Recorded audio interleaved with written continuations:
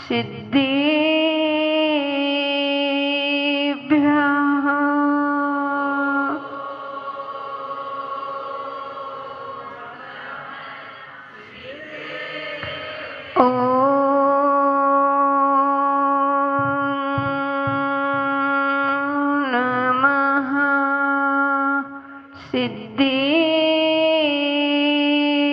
सिद्धिभ्यः।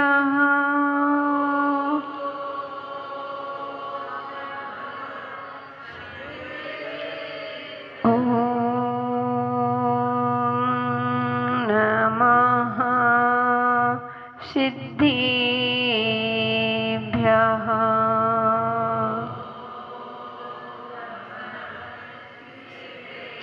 जीवली अनंत निश्चित परमेष्टि भगवान की जय। त्रिलोक पूज्य पंच परमेष्टि भगवान की जय। 1008 देवादिदेवादिनाथ भगवान की जय। 1008 शंमुनय श्री शांतिनाथ भगवान की जय। 1008 मुन श्रोभितनाथ भगवान की जय। 1008 मूलनायक नेमीनाथ भगवान की जय। 1008 चिंतामणि पार्श्वनाथ भगवान की जय। 1008 भगवान महावीर स्वामी की जय। परम पूज्य मम दीक्षा गुरु संत श्रोमणी आचार्य गुरुदेव एक विराग सागर जी महामुनिराज की जय। अहिंसा में विश्व धर्म की जय। बोलो परम पूज्य आर्का गणनी गुरु माँ 105 बिंदेश्वरी माता जी की जय। बोलो परम पूज्य आर्का बिंदेश्वरी माता जी की समस्त आरिका संघ की जयकारा गुरु माँ का। धर्म स्नेही प्यारी प्यारी भव्यात्माओं, अपना विषय ऋण सार पर चल रहा था। कुंद कुंद स्वामी ने अपने 40 नंबर की गाथा में कहा था कि मानव जीवन जो मिला है उसकी सार्थकता यही है कि हमारे अंदर विवेक होना चाहिए कि हमें यह क्या है, क्या उपादेय है, क्या छोड़ने लायक है, क्या ग्रहण करने लायक है। अगर आपके अंदर विवेक आ गया तो आपका जीवन सार्थक है, आप सम्यक दृष्टि हो। भव्यात्माओं, मैं ज्यादा समय नहीं लूंगी क्योंकि मुझे पता है आप हमारा ध्यान रखते हैं तो हम आपका भी पूरा ध्यान रखेंगे। तो बंधु, बस इतना ही कहेंगे कि आज सभी लोग मिल करके बड़े हर्ष के साथ श्रवणी यारिका विद्याश्री माता जी का अवतरण दिवस मना रहे थे, उनके गुणगान गा रहे थे। तो बंधुओं, मुझे वह घटना याद आती है कि एक डोली थी और एक अर्थी थी। उस चौराहे पर दोनों का मिलन होता है, डोली का मिलन होता है और अर्थी का। दोनों जब एक चौराहे पर मिलते हैं तो वह डोली थी, उसके मन में विचार आया कि मेरा तो अपशगुन हो गया। क्यों विचार आया? क्योंकि मुझे अर्थी मिल गई। जैसे ही उसके मन में विचार आया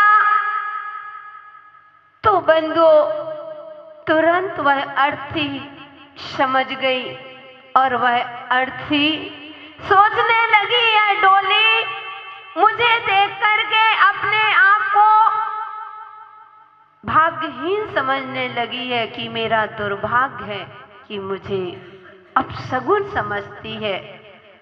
तो वह डोली से अर्थी कहती है कि बहन, तेरा अपशगुन नहीं हुआ, डोली तेरी भी, डोली मेरी भी, डोली तेरी भी, डोली मेरी भी, चार तुझ पर भी, चार मुझ पर भी, रोते तेरे भी हैं, रोते मेरे भी हैं, फूल तुझ पर भी है और फूल मुझ पर भी है।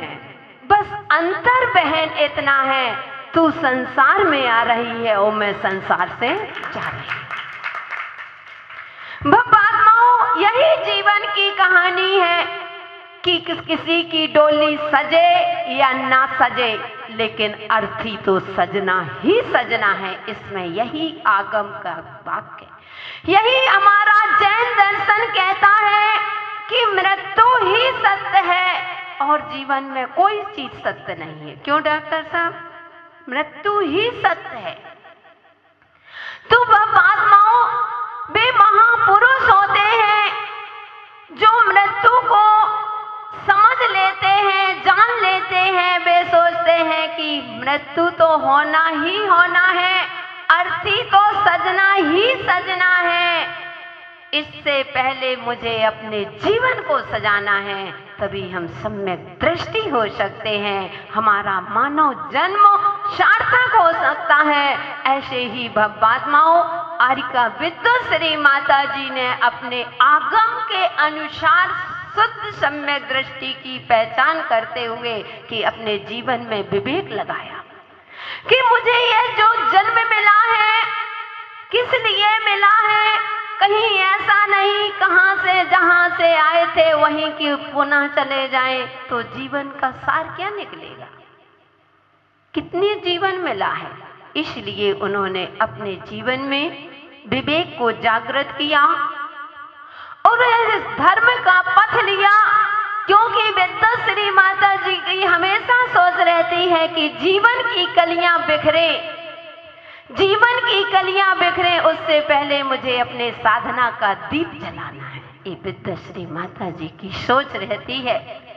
विद्वश्री माता जी की सोच रहती है कि जीवन का सांझ होने से पहले मुझे अपने निज का दीपक जलाना है, मुझे अपने जीवन में प्रकाशित करना है। इनकी सोच होती है कि मृत्यु रूपी अंधेरा अपनी चादर उड़ाए, उससे पहले मुझे अपने जीवन का धर्म का दीपक जलाना है, तभी मेरा जीवन सार्थक होगा। इनकी मृत्यु से इनको अपने मृत्यु से भय नहीं होता है। ये कहती हैं कि मृत्यु रात को आंगन पर उतरे, उससे पहले मुझे जिंदगी का सूरज ढल जाए तो मुझे अपने दिए को संभाल करके रखना है। यह इनकी विद्वश्री माता जी की सोच है। बंधु, बाकी तो सभी लोग आप देख रहे हैं, बताने की जरूरत नहीं होती है। कहते हैं कि जब चावल पकाते हैं तो एक दाना देखा जाता है, पूरा चावल नहीं देखा जाता है। ऐसे विद्वश्री माता जी का मात्र हम कहेंगे कर्तव्यनिष्ठ, बस जो कर्तव्यनिष्ठ होता है उसके अंदर सारे गुण समाविष्ट होता है। एक एक गुणों का वर्णन नहीं किया सकता है। कहते हैं उसमें ज्ञान अर्णव में भी पढ़ा है हमने और मरण कंडिका में भी पढ़ा है कि बस साधु शॉर्ट में कहता है, थोड़ा सा भी एक चीज समझ में आ जाती है तो उसके जीवन में सारे गुण समाविष्ट हो जाते हैं। ऐसे विद्वश्री माता जी कर्तव्यनिष्ठ आरिका हैं, सेवा भावी हैं, वात्सल है। वास्तव में बंधु, इतना इनके अंदर योग्यता है जितनी योग्यता तो हमें भी नहीं है वास्तव में, क्योंकि ना हमारी इतनी लौकिक पढ़ाई है और ना हमें पहले कुछ ऐसे संस्कार थे। लेकिन फिर भी विद्वश्री माता जी का इतना समर्पण है, क्योंकि आज के समय में बंधु सभी को, चाहे किसी भी संघ में देखो, लौकिक में देखो चाहे पारलौकिक में देखो, माइक और मंच का सबसे ज्यादा झगड़ा होता है कि मुझे माइक मिलना चाहिए, मुझे मंच मिलना चाहिए मुझे। लेकिन हमारी विद्वश्री माता जी इन चीजों से बिल्कुल परे हैं, अपने छोटों को आगे बढ़ाते हैं। श्रमणी आरिका विद्वश्री सुनंदन श्री माता जी को आप देख रहे हैं कैसे आगे बढ़ रहे हैं, इनमें पूरा हाथ इनका है। वो कहते हैं बढ़ो। एक दिन मैंने पूछा था कि माता जी आप प्रवचन आदि क्यों नहीं करते हो, आपको हर तरह का ज्ञान है, कोई भी हमसे समाधान करता है तो हमसे पहले उत्तर विद्वश्री माता जी दे देती हैं। तो बंधु, आप, हमने कहा माता जी आप क्यों नहीं, तो उन्होंने एक बहुत सुंदर बात कही थी। बंधु, बड़े बड़े विद्वान हो चाहे कितने भी बड़े साधु, हर किसी के ऐसे विचार नहीं होते। उन्होंने कहा था माँ, हम इसलिए प्रवचन नहीं करते, हमको मालूम है कि हमसे बनता है, हमको भी जितना भी बन है तो उतना ज्ञान भी है आप लोगों के आशीर्वाद से, लेकिन हम प्रवचन इसलिए नहीं करते हैं, हम किसी कार्यों में आगे इसलिए नहीं आते हैं, हम आपके पीछे रहते हैं। कहीं हमने प्रवचन आदि किए और आज पंचम काल है, लोग कहीं प्रशंसा करेंगे कि इतना अच्छा प्रवचन करते हो, इतने अच्छे कार्य करते हो, तो वह प्रशंसा में कहीं हमारी बुद्धि, हमारी मति ऐसी ना हो जाए कि हमको अहंकार आ जाए।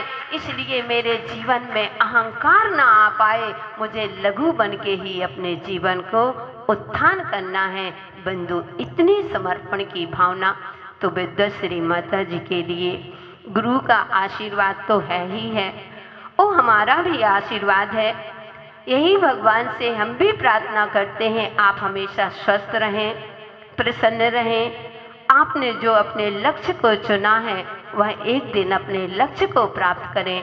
ऐसे विद्याश्री माता जी के लिए अवतरण दिवस पर क्या दे सकते हैं, बस इतना कहेंगे कि अवतरण दिवस हो तुम्हें मुबारक, अवतरण दिवस हो तुम्हें मुबारक, मिले सफलता पग पग पर, कोई कांटा कभी चुभे ना, कोई कांटा कभी चुभे ना, फूल बिछे जीवन पथ पर, मोक्ष मार्ग पर बढ़ो निरंतर, मोक्ष मार्ग पर बढ़ो निरंतर, यही भावना है मन में, और चांद सितारों से भी ऊंचा नाम आपका हो जग में, नाम आपका हो जग में। ऐसी पूरी भावना के साथ पुनः विद्याश्री माता जी के लिए मेरी बहुत बहुत शुभभावनाएं, मंगल आशीर्वाद।